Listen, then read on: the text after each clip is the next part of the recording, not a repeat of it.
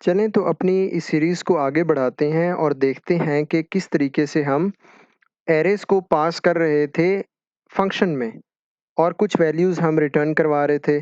तो उसी सीरीज़ को आगे बढ़ाते हुए मैं आपको यहाँ पे कुछ एक्सपेरिमेंट दिखाना चाहता हूँ इसके अंदर। फॉर एग्ज़ाम्पल देखें, आपने उसी तरह यहाँ पे एक एरे जिस तरह लास्ट वीडियोज़ में मैंने आपको बना के दिखाई थी और यहाँ पे मैंने ये कॉल किया था।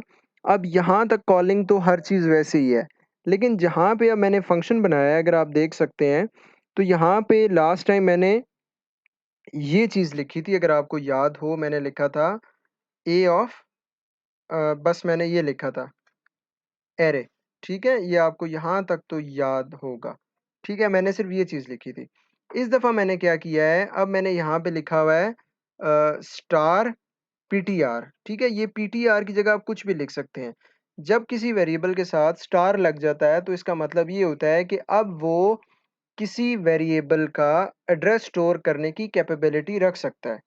यानी कि अब वो कोई एड्रेस अपने अंदर स्टोर कर सकता है।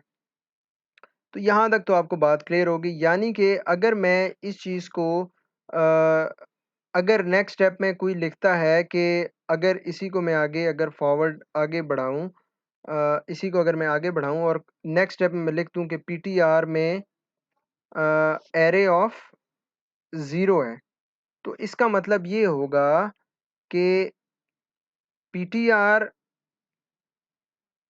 में अगर मैं ये लिखता हूँ कि PTR is equal to array of 0 है और मैं पीटीआर प्रिंट कराता हूँ, तो बेसिकली सॉरी, यहाँ पे मैं लिखता हूँ एड्रेस ऑफ, अगर यहाँ पे आ रहा है एड्रेस ऑफ एरे ऑफ 0, इसका मतलब ये है कि पीटीआर के अंदर एरे ऑफ 0 की वैल्यू प्रिंट होगी। अगर आपको नहीं समझ आई तो मैं दोबारा आपको समझाने की कोशिश करता हूँ कि इसका नेक्स्ट स्टेप ये होगा कि आपको पता है कि स्टार पीटीआर था और पीटीआर के अंदर जो अब आपके पास वैल्यू पड़ी है, अगर मैं इस वाले स्टार पीटीआर को अगर मैं इसी को आगे बढ़ाऊँ, तो अब पीटीआर के अंदर क्या वैल्यू पड़ी है, तो यानी कि स्टार, और अब जो वैल्यू आई है वो पड़ी है एड्रेस ऑफ एरे ऑफ 0। तो यहाँ पे होगा क्या कि ये और ये आपस में कैंसल आउट हो जाएंगे, तो पीछे रह जाएगा एरे ऑफ 0। इसका मतलब है कि अब जो पीटीआर के अंदर वैल्यू पड़ी है वो आपके पास वैल्यू पड़ी है एरे ऑफ 0, सॉरी, जो अब स्टार पीटीआर के अंदर वैल्यू पड़ी है वो आपके पास वैल्यू पड़ी है एरे ऑफ 0, ठीक है? तो यहाँ तक तो आपको क्लियर हो गया होगा। अगर आपने पीछे वीडियोस मेरी देखी हैं तो यहाँ तक तो चीज़ें क्लियर हैं। इसका मतलब है कि इस पीटीआर के अंदर अब मेरे पास वैल्यू जो पड़ी है वो पड़ा है एरे का एड्रेस आ जाएगा, ठीक है? एट आप इनिशियली कंसिडर करेंगे इस 0th पोजीशन का एड्रेस आ गया, ठीक है? अब नेक्स्ट स्टेप में उसी तरह मैंने लूप चला दिया और अब लूप चलाने के बाद मैंने नेक्स्ट स्टेप क्या किया है कि अब मैंने यहाँ पे जो टर्म यूज़ की है वो यूज़ की है स्टार पीटीआर प्लस आई। ये चीज़ जो होती है बिल्कुल इक्विवेलेंट होती है पीटीआर ऑफ आई के, ठीक है?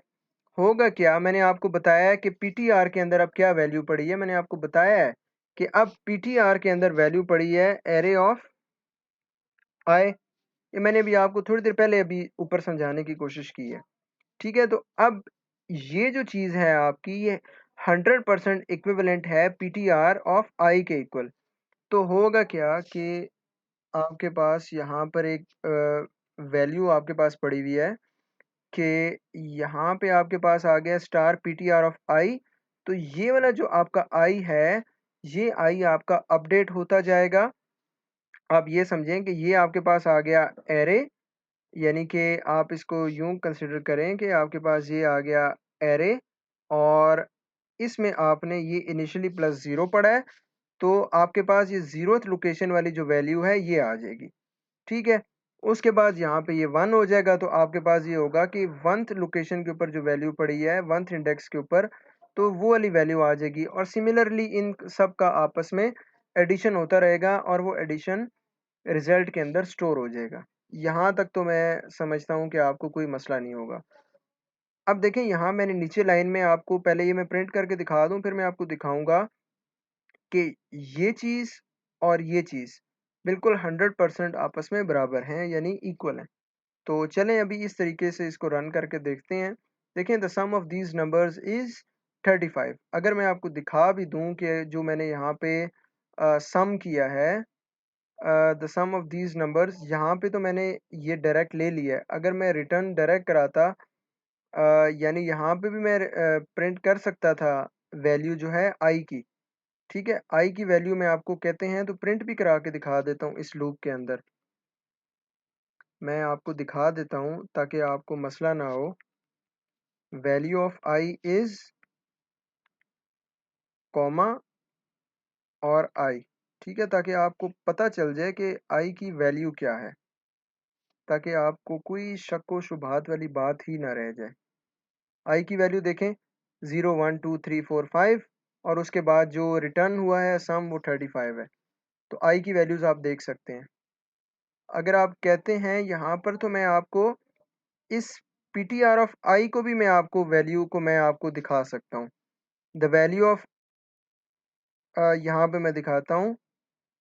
मैं यहाँ पे लिखता हूँ कि वैल्यू ऑफ मैं आपको दिखाता हूँ asterisk of P T are plus I and I is, यहाँ पे आएगा आपके पास ये वैल्यू। ये सिर्फ मैं आपकी कंफ्यूजन दूर करने के लिए मैं आपको बता रहा हूँ वैल्यूज़, ताकि ये आपके लिए आसानी हो जाए। देखें अभी आपको नज़र आएगा value of P T are and I is, ये वैल्यू क्यों नहीं दिखाई इसने पी टी आर प्लस आई वाली, इसको ये वैल्यू मुझे यहाँ पे दिखानी चाहिए थी।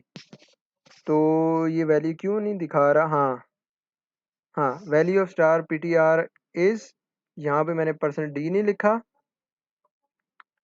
इस वजह से। ठीक है, अब आपको वैल्यू नज़र आएगी।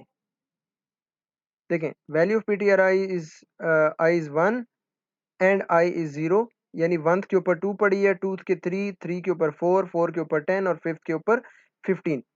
तो यहाँ तक तो मैं उम्मीद करता हूँ आपको 100% क्लियर नज़र आ गया होगा। अगर आप कहते हैं कि मैं आपको शो भी करा दूँ कि star P T R of I और सिर्फ P T R of I ये इक्वल भी हैं, तो आपको मैं चेक करा देता हूँ। देखें अब ये वैल्यू 1 और 1, ये 2 थी और ये भी 2 आ गई, 3 थी 3 आ गई, 4 4 आ गई। तो यहाँ तक तो आपको उम्मीद कर रहा हूँगा अब बहुत अच्छे तरीके से समझ आ रही होगी। मैं चाहूँ तो इसका भी नेक्स्ट पार्ट भी बना सकता हूँ, लेकिन मैं चाह रहा हूँ कि इसको क्लियर करते हैं ताकि स्ट्रक्चर्स पे जाएं फिर, और यहाँ तक तो आपको सारी स्टोरी क्लियर होगी। अब इसके अंदर एक छोटा सा पॉइंट है जो मैंने आपको समझाना है, और वो मैं आपको समझाने की अभी कोशिश करता हूँ। तो इस प्रोग्राम में आते हैं अभी। इसके अंदर मैंने दो प्रोग्राम्स बना लिए हैं। एक तो ये वाला आपके पास प्रोग्राम हो गया जो कि सिंपली सम जो है वो रिटर्न करेगा, और मैंने एक और काम क्या किया है, मैंने एक और फंक्शन बनाया। ये तो फंक्शन था सम के नाम से जो सम रिटर्न करेगा, और अब मैं क्या करूँगा कि मैं एक और फंक्शन बना रहा हूँ फंक के नाम से, और वो फंक क्या करेगा, मुझे वैल्यूज़ दिखाएगा हर ith वैल्यू के ऊपर कौन सा हर इंडेक्स के ऊपर कौन सी वैल्यू पड़ी हुई है एरे की। यहाँ तक तो आपको बात समझ आ रही होगी, मैंने आपको लास्ट में भी ये करके भी दिखाया है, लेकिन इसमें समझाने वाली क्या बात है वो अभी हम देखते हैं। तो ये फंक्शन एक बना हुआ है जिसको मैं यहाँ पर डायरेक्टली कॉल कर रहा हूँ फंक ऑफ एरे। ठीक है, ये डायरेक्टली यहाँ पर फंक्शन कॉल होगा। बस इसमें फ़र्क क्या है कि यहाँ पे star P double T R use किया है, क्योंकि पी टी आर यहाँ पे यूज़ कर चुका हूँ। आप कोई भी वेरिएबल ले सकते थे। तो ये एक और फंक्शन मैंने बनाया है। ठीक है, अगर आप कहते हैं तो मैं इस फंक्शन को उड़ा देता हूँ, और यहाँ पे मैं आपको दोबारा दिखा देता हूँ आपकी आसानी के लिए। यहाँ से इन टोटल गया, और इन टोटल बल्कि जब रहेगा ही नहीं तो हमें मकसद ही नहीं है इन टोटल को दिखाने का, हमें सम को भी दिखाने का कोई फ़ायदा नहीं है। मैं ये आपके लिए थोड़ी सी सिंप्लीफिकेशन करना चाह रहा हूँ। आपके पास आ गया फंक ऑफ एरे। अब क्या है, आपके पास एक फंक्शन है फंक जो कि आपको ith इंडेक्स के ऊपर वैल्यू प्रिंट करके दिखाएगा।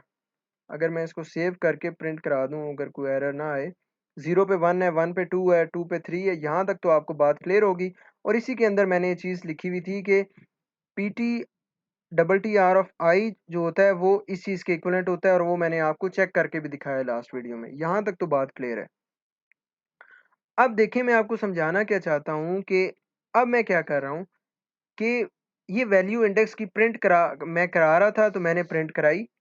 अब होगा क्या कि मैंने जो थर्ड इंडेक्स के ऊपर वैल्यू पड़ी है, यानी कि ये वाली जो वैल्यू है, क्योंकि ये 0th इंडेक्स है, 1 इंडेक्स है, सेकंड इंडेक्स है और third index, sorry fourth one, हाँ ये थर्ड इंडेक्स, हाँ जी, 0th इंडेक्स, 1 और सेकंड इंडेक्स, 3 वैल्यू। तो मैंने 3 इंडेक्स वाली वैल्यू को रिप्लेस कर दिया है 2333 के साथ। देखिए मैंने आपको बताया ना कि PTR यानी कि मैंने आसान जुबान में इस वाली वैल्यू को मैंने रिप्लेस कर दिया है 2333 के साथ। ठीक है, मैं ये भी लिख सकता था और मैं ये भी लिख सकता हूँ, दोनों चीज़ें इक्विवेलेंट हैं।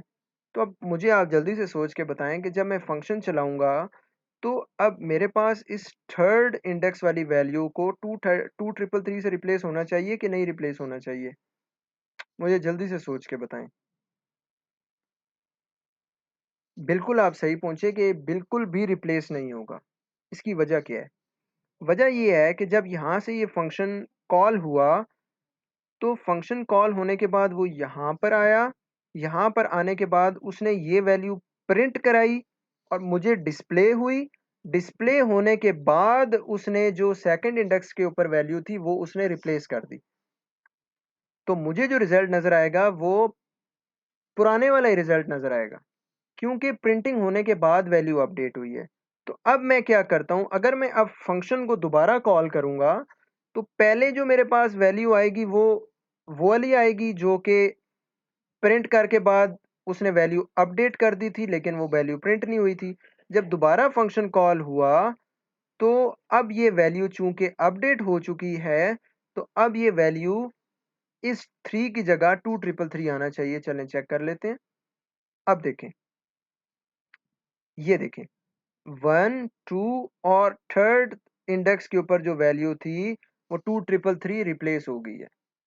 तो आपको मैं उम्मीद करता हूँ कि बहुत कुछ इस वीडियो से सीखने को मिला होगा और आपके काफ़ी ज़्यादा जो कॉन्सेप्ट्स हैं वो क्लियर हुए होंगे। ये इंटरव्यूज़ में क्वेश्चन पूछे जाते हैं, और जब आप यूनिवर्सिटीज़ में होते हैं तो आपको एमसीक्यूज़ में भी इस तरह के क्वेश्चंस दिए जाते हैं। तो मेरा जो मकसद है वीडियोज़ बनाने का वो यही है कि आप कुछ ना कुछ सीखते रहें, और आपने खुद से भी मेहनत करनी है, और इसके बाद मैं कोशिश करता हूँ कि हम स्ट्रक्चर्स की तरफ जाएँ। स्ट्रक्चर समझाऊँ आपको, उसके डिफरेंट तरीके से इनिशियलाइज़ेशन कैसे होती है वो सिखाऊँ आपको, और स्ट्रक्चर को फंक्शन में कैसे पास करना है वो भी मैं आपको कोशिश करके सिखाऊँगा। तो इस वीडियो के लिए इतना ही। तो मिलते हैं आपसे किसी और वीडियो में।